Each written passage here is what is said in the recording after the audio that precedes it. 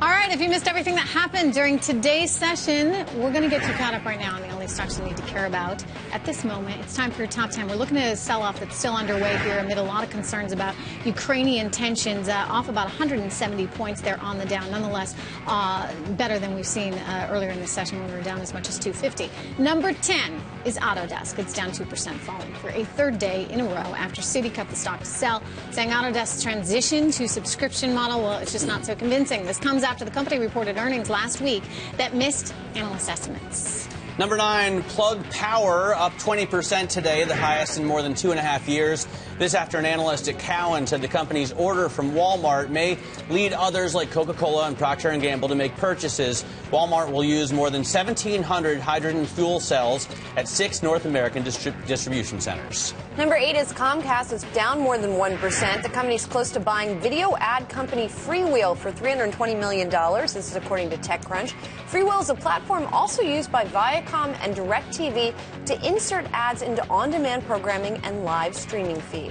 Okay, number 7, Microsoft, down %. This after its newly appointed CEO, Satya Nadella, is shaking things up, according to reports, in an effort to turn things around. He's shuffling management, appointing a former political operative, Mark Penn, to Chief Strategy Officer. The changes come as we learn that 2 other executives at the company are leaving. Number 6, Kroger is flat today. The largest U.S. supermarket chain recently approached Safeway about buying part of its operations. This is according to people with knowledge of the matter. Private equity firm Cerberus Capital is the lead bidder for the whole unit. Safeway would prefer to be sold in entirety rather than piecemeal. That also according to sources. Number 5 is Men's Warehouse. The stock is up slightly after the company reached an agreement to share confidential information with Joseph A. Bank, moving the 2 companies closer toward a potential merger after several failed attempts.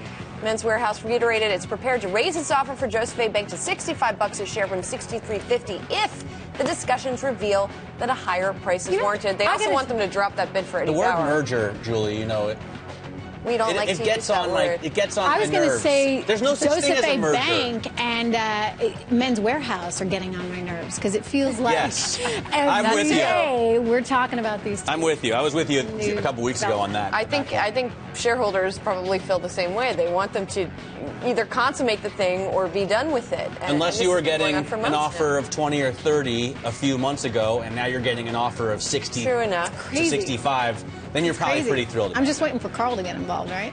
Yes. Number 4 is Lorillard, up 9% after the report. A report in the Financial Times says tobacco giant R.J. Reynolds is exploring a bid for the rival cigarette maker. The report added that any offer would be likely to value Lorillard at over $20 billion.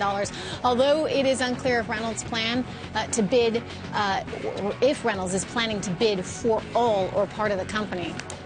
Number 3, Darden Restaurants, down almost 6% after the company reported it expects diluted net earnings for the third quarter due to severe winter weather that caused lower sales and higher direct costs. Oh, it snowed.